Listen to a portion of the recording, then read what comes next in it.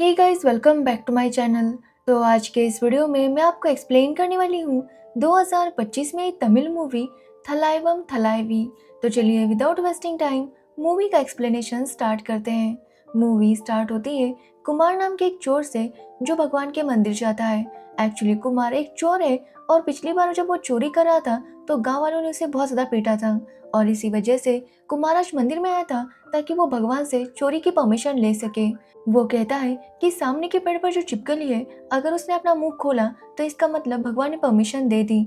इसलिए वो छिपकली के मुंह खोलने का इंतजार करने लगता है। अब उसी मंदिर में अनिल और रीटा नाम का कपल अपने बेटे का जन्मदिन मनाने के लिए आए थे। तभी हम देखते हैं कि वहाँ पर एक और फैमिली आती है जिनकी बेटी का नाम प्रियसी था और प्रियसी की एक छोटी सी बच्ची थी और उसका मुंडन करने के लिए ही प्रियसी अपने मम्मी पापा के साथ वहाँ पर आई थी। यहाँ पर हमें पता चलता है कि प्रियसी का एक बड़ा भाई है जिसका नाम है पुष्पराज और इस मुंडन के बारे में प्रियसी के घर वालों ने उसे कुछ भी नहीं बताया। वो कहीं चला गया है। तब तक प्रियसी के मम्मी पापा प्रियसी और अपनी नातिन को लेकर यहाँ पर आए हैं। अब प्रियसी के हस्बैंड की बात करें तो उसके हस्बैंड का नाम अग्रसेन है, लेकिन वो दोनों अलग हो गए थे जिसकी वजह से वो यहाँ पर नहीं आया था। जिसके बाद हम एक आदमी को देखते हैं जो पुलिस स्टेशन में कंप्लेंट लिखवाने जाता है कि उसके यहाँ पर ज्वेलरी चोरी हुई है। और पुलिस वाले जब उस आदमी की स्टोरी सुनते हैं तो उन्हें कुमार पर ही डाउट होने लगता है, क्योंकि जिस स्टाइल में कुमार चोरी किया करता था उसी स्टाइल में चोरी हुई थी। इसलिए पुलिस वालों को कुमार पर शक था और वो उसे ढूंढने में लग जाते हैं। तो वही हम प्रियसी को देखते हैं जो अपनी बेटी का मुंडन करवा रही थी। तभी वहाँ पर अग्रसेन आता है और प्रियसी से कहने लगता है कि उससे बिना बताए वो उनकी बेटी का मुंडन कैसे करवा सकती है। ये बोलकर अग्रसेन अपनी बेटी को लेकर वहाँ से जाने लगता है। अब ये देखकर प्रियसी के पापा गुस्सा हो जाते हैं और अग्रसेन को रोकने की कोशिश करते हैं, लेकिन अग्रसेन किसी की भी बात नहीं सुन रहा था, जिसकी वजह से उनमें झगड़ा होने लगता है। और ये देखकर अनिल और रीटा उन्हें रोकने की कोशिश करने लगते हैं, क्योंकि अनिल और रीटा अग्रसेन के दूर के रिश्तेदार थे। अब ये सभी लोग अग्रसेन को समझाने की कोशिश कर रहे थे, लेकिन अग्रसेन किसी की भी बात नहीं सुन रहा था। वो किसी भी हाल में अपनी बेटी को उन्हें देना नहीं चाहता था। अब इसी बात पर लड़ाई होने लगती है और प्रेयसी भी अग्रसेन पर काफी ज्यादा गुस्सा थी। तभी वहाँ पर अग्रसेन की माँ लीलावती आती है और उनके आने के बाद झगड़ा और ज्यादा बढ़ने लगता है। तभी वहाँ पर प्रेयसी के अंकल आंटी आते हैं और उसके अंकल के पास गन थी और वो अग्रसेन के ऊपर अपनी गन तान देते हैं। अब ये देखने के बाद अग्रसेन उनसे गन छीन लेता है और उन सबको डराने लगता है कि सभी लोग चुपचाप यहाँ से निकल जाए। अब अग्रसेन और प्रेयसी की बातें सुनकर पता चलता है कि पहले तो इनके बीच में सब कुछ ठीक था, लेकिन अचानक से इनके बीच कुछ ऐसा हो गया था जिसकी वजह से इनका रिश्ता टूट गया था। जिसके बाद कहानी कुछ महीने पीछे चली जाती है, जहाँ हम अग्रसेन और उसकी फैमिली को देखते हैं जो प्रेयसी को देखने गए थे। और अग्रसेन को पहली नजर में प्रेयसी पसंद आ जाती है और वो शादी के लिए हाँ कहता है। तो वही प्रेयसी को भी अग्रसेन काफी अच्छा लगा था, लेकिन प्रेयसी पढ़ी लिखी ग्रेजुएट थी। ये देखकर अग्रसेन की माँ झूठ बोल देती है कि उनके बेटे ने एमबीए किया है, हालांकि अग्रसेन ने 10th भी पास नहीं किया था। तो वही अग्रसेन के काम की बात करें तो अग्रसेन अपने घर वालों के साथ मिलकर एक छोटा सा होटल चलाया करता था और उसे कुकिंग का बहुत ज्यादा शौक था, जिसकी वजह से वो हमेशा अलग अलग डिश बनाता और उसकी डिश सभी लोगों को बहुत ज्यादा पसंद आती। अब अग्रसेन और प्रेयसी एक दूसरे को पसंद करने लगे थे, जिसकी वजह से अग्रसेन प्रेयसी के लिए रोज कुछ ना कुछ बनाकर लेकर आता और प्रेयसी को भी उसका बनाया हुआ खाना बहुत ज्यादा पसंद आता। अब एक दिन अग्रसेन प्रेयसी को बता ही देता है कि वो 10th फेल है, लेकिन प्रेयसी को इस बात से कोई फर्क नहीं पड़ता, क्योंकि वो अग्रसेन को पसंद करती थी और उसके साथ शादी करना चाहती थी। लेकिन प्रेयसी के भाई पुष्पराज को ये रिश्ता पसंद नहीं था। वो इस रिश्ते के खिलाफ था, क्योंकि उसे अपने दोस्त विजय से पता चला था कि अग्रसेन, उसके पापा और उसका छोटा भाई तीनों ही गुंडे थे और लोगों को मारना पीटना उनके लिए आम बात थी। लेकिन अब सब लोग सुधर चुके थे और मेहनत से अपनी रोटी कमा रहे थे। लेकिन ये बात जब प्रेयसी के घर वालों को पता चलती है तो वो लोग भी पुष्पराज से एग्री करते हैं और शादी के लिए मना कर देते हैं। अब जैसे इसके बारे में अग्रसेन को पता चलता है, वो प्रेयसी के घर चला जाता है। दिवाली का दिन था और प्रेयसी के सारे घर वाले वहां पर थे।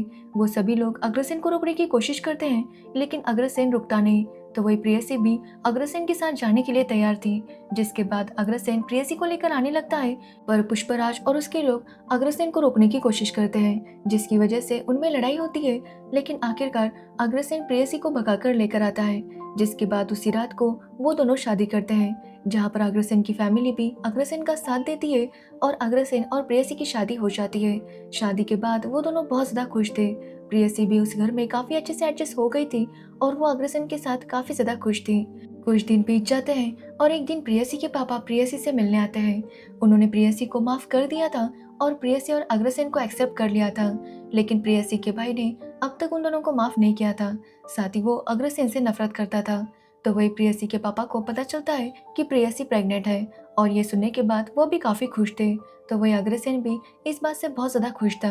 अब प्रेयसी के पापा ने जो प्रेयसी की शादी के लिए गहने बनवाए थे वो सारे वो प्रेयसी को ला कर देते हैं। ये देखकर प्रेयसी भी बहुत ज्यादा खुश थी। तो वही प्रेयसी के ससुर प्रेयसी को होटल के काउंटर पर बिठा देते हैं, जिसकी वजह से प्रेयसी ही होटल का सारा हिसाब देख रही थी। लेकिन ये बात अग्रसेन की बहन को पसंद नहीं आती, क्योंकि उसका कहना था कि प्रेयसी के हाथों में सब कुछ नहीं देना चाहिए।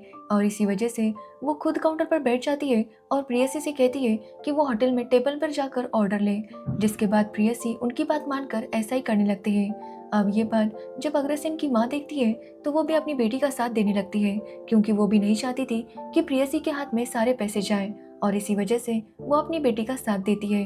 अब वो लोग प्रेयसी से होटल के सारे काम करवाने लगते हैं, यहाँ तक कि होटल के बर्तन भी वो लोग प्रेयसी से धुलवा रहे थे, जिसकी वजह से प्रेयसी काफी परेशान थी। वो जब कभी अपनी माँ को कॉल करके ये सब कुछ बताती तो उसकी माँ उसे कोई सॉल्यूशन नहीं बताती, बल्कि उसे ये कहती कि वो सब कुछ छोड़कर अपने मायके वापस आ जाए। लेकिन प्रेयसी ऐसा करना नहीं चाहती थी, तो उसकी माँ उसे कहती है कि उसे अपने ससुराल वालों की बात नहीं सुननी चाहिए, बल्कि उन्हें करारा जवाब देना चाहिए। अब प्रेयसी भी उनकी बात सुनकर अपने ससुराल वालों से लड़ने लगती है, खासकर कि अग्रसेन के साथ, जिसकी वजह से अग्रसेन भी काफी परेशान था, क्योंकि वो अपनी वाइफ और अपनी माँ के बीच में बुरी तरह से फंस गया था और वो समझ नहीं पा रहा था कि आखिर वो किसका साथ दे, कौन सही है और कौन गलत। अब अग्रसेन के घर में लड़ाई काफी ज्यादा बढ़ गई थी, जिसकी वजह से प्रेयसी भी हमेशा लड़ाई करके अपने मायके जाने लगी थी, और जब भी वो मायके जाती तो अग्रसेन भी उसके पीछे उसके मायके जाता और प्रेयसी को मना कर वापस ससुराल लेकर आता।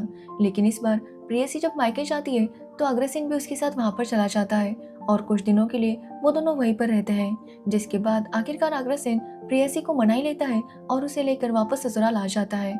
लेकिन वहां आने के बाद फिर से प्रेयसी की ननद और उसकी सास उसे ताने देने लगते हैं, जिसकी वजह से प्रेयसी काफी गुस्सा हो जाती है और वो भी उन्हें मुंहतोड़ जवाब देने लगती है, जिसकी वजह से झगड़े बहुत ज्यादा बढ़ गए थे। तभी प्रेयसी की डिलीवरी होती है और उसे एक बेटी होती है, जिसकी वजह से अग्रसेन बहुत ज्यादा खुश था और वो इसकी खुशी में बहुत बड़ा फंक्शन रखता है, जहाँ पर उसके सारे घर वाले भी आते हैं। लेकिन कुछ दिनों बाद फिर से लड़ाइयाँ बढ़ने लगती है। सारे घर वाले आपस में लड़ने लगे थे, जिसकी वजह से वो डिसाइड करते हैं कि प्रेयसी और अग्रसेन का डिवोर्स होगा। अब ये बात जब अग्रसेन को पता चलती है तो वो भी काफी शॉक था। तो वही प्रेयसी की माँ प्रेयसी के सारे गहने वापस मांगने लगती है। ये देखकर अग्रसेन का भाई अपने पापा से कहता है कि वो सारी ज्वेलरी उन्हें ला कर दे, ताकि इन दोनों का जल्दी से डिवोर्स हो जाए। तो वही एक दिन अग्रसेन की माँ अग्रसेन को लेकर एक दूसरे लड़की को मिलवाने जाती है, जो देखकर प्रेयसी समझ जाती है कि अग्रसेन की माँ अग्रसेन की दूसरी शादी करवाना चाहती है, और इस बात से वो काफी हर्ट हो चुकी थी।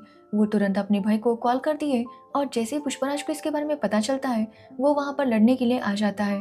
अब पुष्पराज भी एक गुंडा ही था, जिसकी वजह से हमेशा उसका दिमाग गर्म रहता था, और इसी वजह से वो अग्रसेन के साथ लड़ने के लिए आ जाता है। तो वही अग्रसेन समझ नहीं पा रहा था कि आखिर वो प्रेयसी को कैसे समझाए कि वो बस प्रेयसी से प्यार करता है और किसी और के साथ घर बसाने के बारे में वो सोच भी नहीं सकता। अग्रसेन जानता था कि प्रेयसी उसकी बात नहीं समझेगी, और इसी वजह से वो तंग आकर खुद को खत्म करने का डिसाइड करता है, और इसी वजह से वो कुएं में जंप करता है, लेकिन वहां पर पानी बहुत कम था, जिसकी वजह से अग्रसेन की मौत नहीं होती। अब एक आदमी की मदद से अग्रसेन कुएं से बाहर आता है, जिसके बाद अपने घर जाता है तो उसे पता चलता है कि पुष्पराज यहाँ पर आया था और उसने अग्रसेन के घर वालों को बहुत ही बुरी तरह से पीट दिया था, जिसके बाद वो प्रेयसी और उसकी बेटी को लेकर चला गया था। अब अग्रसेन को जैसे ही इसके बारे में पता चलता है तो वो बहुत ज्यादा गुस्सा होता है और तुरंत प्रेयसी को वापस लाने के लिए प्रेयसी के मायके चला जाता है। लेकिन वहां जाने पर वो देखता है कि पुष्पराज ने वहां पर एक बहुत बड़ा ताला लगा दिया था। तभी अग्रसेन को महिला थाना से कॉल आता है और वो पुलिस स्टेशन चला जाता है, जहाँ जाने पर उसे पता चलता है कि प्रेयसी ने उसके खिलाफ कंप्लेंट की है कि अग्रसेन और उसके घर वाले उसे बहुत ज्यादा तंग करते हैं।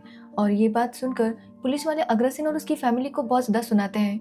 हालांकि अग्रसेन की फैमिली उन्हें बताती है कि पुष्पराज ने आकर उन लोगों को काफी पीटा है, लेकिन पुलिस वालों का कहना था कि उन्हें पहले ही कंप्लेंट कर देनी चाहिए थी। अब पुलिस वाले अग्रसेन को वार्न करते हैं कि वो आइंदा प्रेयसी और उसकी बच्ची को तंग नहीं करेगा, और इसी बात पर वो अग्रसेन के पेपर पर साइन भी लेते हैं कि अग्रसेन उन्हें परेशान नहीं करेगा, जिसके बाद वार्निंग देकर अग्रसेन और उसकी फैमिली को छोड़ दिया जाता है। अब अग्रसेन ने साइन कर दिया था, जिसकी वजह से वो प्रेयसी के पास नहीं जा सकता था और वो खासकर प्रेयसी से काफ़ी नाराज़ था क्योंकि प्रेयसी ने उसके बारे में ऐसी कंप्लेंट की थी। तो वहीं हम प्रेयसी को देखते हैं जो अग्रसेन का इंतज़ार कर रही थी। उसे लग रहा था कि हर बार की तरह अग्रसेन वापस यहाँ पर आएगा और उसे मनाकर लेकर जाएगा, लेकिन अग्रसेन इस बार नहीं आ पाता। अब ऐसे ही 3 महीने गुजर जाते हैं और प्रेयसी और अग्रसेन दोनों एक दूसरे को भुला नहीं पा रहे थे। वो काफ़ी मंदिरों में जाकर मन्नत मांगते हैं ताकि वापस वो दोनों एक हो जाए, लेकिन चाहकर भी वो दोनों नहीं मिलते। जिसके बाद ही प्रेयसी के पापा डिसाइड करते हैं कि वो प्रेयसी की बेटी का मुंडन करवाएंगे। अब कहानी प्रेजेंट में आती है जहाँ पर दोनों परिवार के बीच लड़ाई हो रही थी और सारे रिश्तेदारों का यही कहना था कि इन दोनों का डिवोर्स हो जाना चाहिए। तो वही यहाँ पर अग्रसेन को पता चल जाता है कि प्रेयसी ने उसके खिलाफ कंप्लेंट नहीं की थी, बल्कि कंप्लेंट प्रेयसी के भाई ने की थी। तो वही प्रेयसी को भी पता चल जाता है कि अग्रसेन एक्चुअली जिस लड़की को देखने गया था वो अपने लिए नहीं बल्कि अपने छोटे भाई के लिए देखने गया था। लेकिन अग्रसेन की मां ने जानबूझकर प्रेयसी को तंग करने के लिए ऐसा कहा था कि वो लोग अग्रसेन के लिए दूसरी लड़की ढूंढ रहे हैं और इसी वजह से ये सब कुछ हो गया था। अब प्रेयसी के सामने सारी सच्चाई आ गई थी, लेकिन फिर भी उसके और अग्रसेन के बीच में सब कुछ ठीक नहीं हुआ था और उनके घर वाले चाहते थे कि उन दोनों का डिवोर्स हो जाए। इसलिए वो उन दोनों के पेपर्स पर साइन लेते हैं जिसमें लिखा गया था कि इन दोनों का डिवोर्स हो रहा है। अब ये सुनते ही अग्रसेन की माँ तुरंत अपनी पोती को लेती है और ऑटो में जाकर बैठ जाती है क्योंकि वो अपनी पोती को प्रेयसी को देना नहीं चाहती थी। अब जैसी प्रेयसी ये देखती है वो उन्हें रोकने की कोशिश करती है। यहाँ पर प्रेयसी को रियलाइज हो गया था कि वो काफ़ी छोटी सी बात पर अपना घर तोड़ने वाली है और इसी वजह से वो अग्रसेन से कहती है कि वो उसे भी साथ लेकर जाए। जो सुनने के बाद अग्रसेन काफ़ी खुश हो जाता है और प्रेयसी को ऑटो में बैठने के लिए कहता है, जिसके बाद अग्रसेन वो ऑटो लेकर वहाँ से जाने लगता है। अब जैसे ये सब पुष्पराज देखता है वो उसे फॉलो करने लगता है। अब जब अग्रसेन को पता चलता है कि पुष्पराज उन्हें फॉलो कर रहा है तो वो अपनी ऑटो रोक देता है। तो देखता है कि पुष्पराज अपने लोगों के साथ और अपने दोस्त विजय के साथ अग्रसेन को मारने के लिए तैयार था। यहाँ पर अग्रसेन को पता चल जाता है कि आज तक विजय ही था जो उसके खिलाफ पुष्पराज के कान भर रहा था और इसी की वजह से पुष्पराज अग्रसेन से नफरत करता था। अब ये जानने के बाद अग्रसेन विजय को बहुत ही बुरी तरह से पीटने लगता है और यहाँ पर विजय उन्हें बताता है कि वो एक्चुअली प्रेयसी को पसंद करता था और उसके साथ शादी करना चाहता था, लेकिन अग्रसेन ने प्रेयसी के साथ शादी कर ली और इसी वजह से विजय गुस्सा हो गया था और वो पुष्पराज को भड़काने लगा था ताकि इन दोनों का डिवोर्स हो सके। अब इसके बारे में जब प्रेयसी के पापा को पता चलता है तो वो भी विजय को काफी पीटते हैं, जिसके बाद पुष्पराज को भी क्लियर हो जाता है कि जितना बुरा वो अग्रसेन को समझता है वैसा वो नहीं है, लेकिन अभी तक उनका रिलेशन ठीक नहीं हुआ था।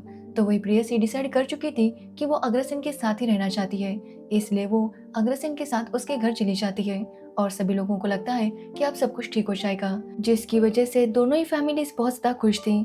लेकिन प्रेयसी जब अपने ससुराल जाती है उसके 2-3 घंटे बाद फिर से उसका और अग्रसेन की बहुत बड़ी लड़ाई हो जाती है, जिसकी वजह से अगले दिन वो सभी लोग फिर से थाने में आते हैं। अब प्रेयसी और अग्रसेन की लड़ाई बार बार हो रही थी, इसलिए घर वाले फैसला करते हैं कि अब इन दोनों का डिवोर्स होना ही चाहिए और आखिरकार इन दोनों का डिवोर्स हो ही जाता है। जिसके बाद प्रेयसी अपने मायके चली जाती है तो अग्रसेन फिर से उसके पीछे पीछे वहां पर चला जाता है और आखिरकार वो फिर से प्रेयसी को मना लेता है और प्रेयसी फिर से उसके साथ आने के लिए मान जाती है। ये देखकर सब लोग काफी शॉक थे, साथ ही सब लोग समझ गए थे कि शायद इन दोनों का प्यार ही ऐसा है। दोनों एक दूसरे से इतना लड़ते हैं लेकिन वो एक दूसरे के बिना रह भी नहीं सकते। हालांकि इन दोनों को काफी अफसोस हो रहा था कि इन दोनों ने डिवोर्स ले लिया है, लेकिन इसके बाद भी वो दोनों फैसला करते हैं कि वो दोनों साथ में रहेंगे और ऐसे ही इनकी नोकझोंक चलती रहेगी। अब इसी के साथ ये मूवी एंड हो जाती है। तो ये थी इस मूवी की स्टोरी। अगर आपको मूवी की स्टोरी और मेरा एक्सप्लेनेशन पसंद आया हो तो वीडियो को लाइक कमेंट शेयर जरूर करना और मेरे चैनल को सब्सक्राइब करना बिल्कुल मत भूलना। Thanks for watching video.